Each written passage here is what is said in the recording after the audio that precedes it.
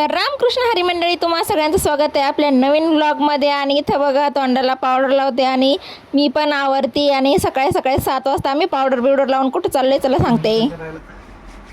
मोठ्याने झालं मोठ्याने नाश्ता करायला नाश्ता करायला चाललंय आम्ही. पारुष होतं तोंडात पाय धुतले ते, कारण तिथं नाश्ता ना लवकरच मिळतो, त्याच्यानंतर तो मिळत नाही कारण रेल्वे स्टेशनच्या तिथे ना. चला तुम्हाला दाखवतो. आता लवकर जायला लागतं त्याला, कामाला पण जायचंय मला. हां कामाला पण जायचंय, पण तिथं पण लवकरच जायला लागतंय ना नाश्ता करायला. आणि हा आहे आमच्या घराचा एरिया बरं का. आमच्या घराच्या विरुद्ध साईडला म्हणजे अपोजिट साईडला हे घर आहे आणि हे असा रस्ता आहे सगळा की म्हणजे याच्या शेवटला आमचं घर आहे आणि बाकी हा इथून सगळा असा रस्ता आहे. आणि गोव्यात आहे ना सगळं इकडं बघायचं, शहर असू गाव असू सगळीकडं नुसते अशी झाडं बिडं मस्त, मग ते भारी वाटतं आहे ना. आपल्या इकडं गावाकडंच फक्त झाडं, ते पण अशी थोडीफारच इतकी नाही, अशी इकडं अशी भरपूर नसती झाडं. आणि इथं मांजर पण सकाळ सकाळ शिकार शोधत होती, पण बिचारीला काही कावळा हाती लागला नाही. मला वाटते आम्ही आल्याचं कळलं काय ना म्हणून गेला उडून. असो, तर आता हे आहे मडगावचं बस स्टँड. इथे ना बस येऊन थांबते बघा, तिथं ते मागं दिसते ना, तर तिथं बस स्टँड आहे. म्हणजे सरकारी असं एस टी स्टँड कसं असं आपलं तसं त्यांचं एस टी स्टँड आहे ते सरकारी बसवाल्यांचं. आणि बाकीचं तर दुसरीकडे जिथं अशा गाड्या बिड्या येतात ना ट्रॅव्हलर्स वगैरे, ते दुसरीकडं स्टँड आहे आणि हे दुसरीकडे. सो इथं आणि हे आहे मडगावचे रस्ते, जे की मेन बाजारपेठ आहे म्हणजे साऊथ गोव्यात येतो ना मडगाव. तर हे साऊथ गोव्याचा एरिया आहे. मस्त हे शहर आहे बघा बरं का, ही सिटी आहे मडगाव, ही सिटी आहे. बंगले बिंगले जरी दिसत असले म्हणजे उंच बिल्डिंग दिसत जरी असले तरी असे झाडं बिडं पण तिथं असतात, ते असे तोडत बिडत नाहीत झाडे.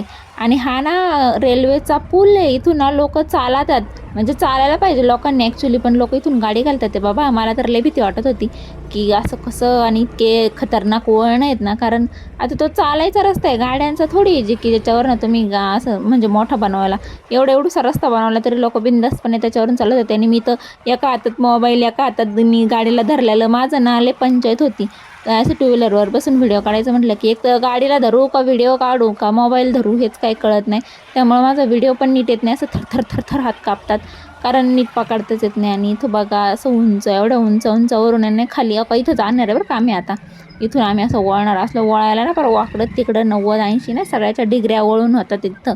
आणि अशा रस्त्यावरून कधी पडलं बिडलं तर बाबा लय भीती वाटत होती. पावसाची लय म्हणजे ते आम्ही लय वेळा गेलो याच्यावरून, पण मी फक्त आत्ता व्हिडिओ काढला होता, आज व्हिडिओ काढत होते म्हणून काढला. याच्या आधी कधी व्हिडिओ काढला नुसती बघत बसते, मज्जा येते त्याच्यावर न जाताना. हा भीती वाटते ऑब्व्हियसली, कारण टर्न लय खतरनाक येतात आणि लोक पण सावकाश असतात तिथं, कारण सगळ्यांना माहिती ना की टर्न असतात. आणि इकडच्या गोव्यातल्यांना बिल्डिंगी वगैरे बघून घ्यायचं, कारण पोर्तुगीज स्टाईलचे घर आहेत त्यांच्या इकडं, म्हणजे जुन्या पोर्तुगीज स्टाईलचे, ऑब्व्हियसली जुन्या नाही पोर्तुगीज स्टाईलचे, म्हणूनही त्यांची घरं अशी आहेत. आणि ह्यांच्या इकडे ना जास्त पाऊस असतो म्हणून शक्यतो सगळी घरं अशी असतात आणि पोर्तुगीज स्टाईल. आणि तर मंदिराचा आवाज येत असेल बघा तुम्हाला, मंदिरं पण सगळे लोक आहेत, म्हणजे मराठा आहेत, ख्रिश्चन आहेत आणि फिशिंग काय म्हणतात फिशिंग कम्युनिटी पण आहे. सो सगळे आहेत, म्हणजे असं काही नाही की फक्त ख्रिश्चनच वगैरे. हिंदू मंदिरं पण असली भारी आहेत ना. कधी आता मी गेले ना कुठं मंदिरात तर दाखवेल तुम्हाला. एक तर असलं आता असते ना अंतर, त्याच्यामुळे जाता येत नाही. सो मंदिरात जाऊन पण फायदा नाही. एवढी मेहनत करून आलो खायला आणि ते डोसाच बंद होता. आणि बंदच आहे, आम्ही 2-3 वेळा आलो आहे. जेव्हा मोबाईलला तर खाल्ल्यापासून जे बंद आहे ते बंदच आहे.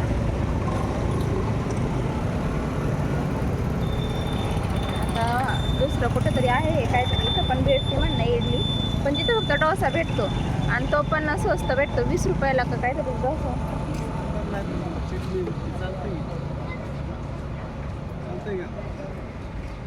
घरी जाऊन बिर्याणी गरम करून खायचं.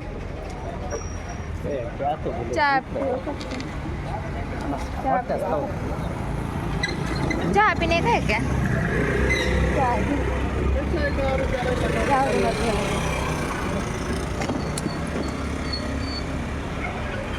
तो बिचारा जो मागत होता ना पैसे तर नाही दिले, पण मी म्हणलं होतं की चहा पाजू, पण चहा सुद्धा नाही, त्याला नाही पाजला आणि मला पण नाही पाजला. मी म्हटले पण होते आपण चहा पिऊ, तुम्ही ऐकलं असेल तर बघा परत व्हिडिओ, वाटलंच तर बॅग घेऊन बघा.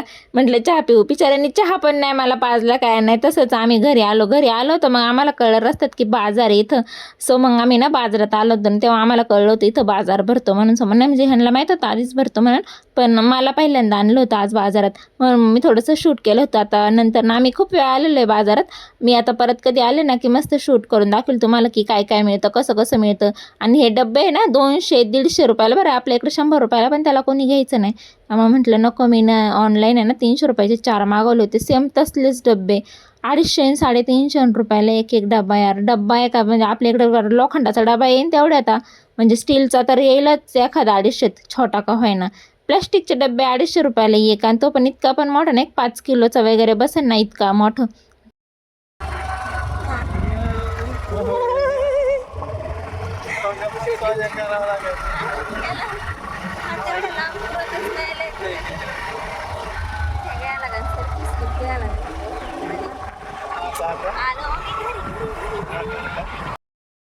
काय खायला घेऊन गेला होता?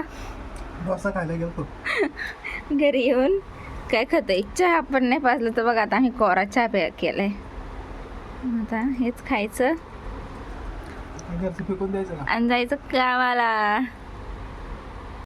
असा होता आपला बोरिंग डे. काहीच खुशाल खाऊन नाही, एवढं लांब अर्धा तास जायला यायला, 1 तास गेला जायला यायला, चहा पण नाही पिऊन आलो. घरी येऊन हे रातची बिर्याणी ना, कोरा चहा पिणार आहे. तर बाय बाय, भेटूया पुढच्या नवीन ब्लॉगमध्ये. तोपर्यंत चॅनलला सबस्क्राईब करा, व्हिडिओला लाईक करा आणि शेअर करा. Bye bye. काय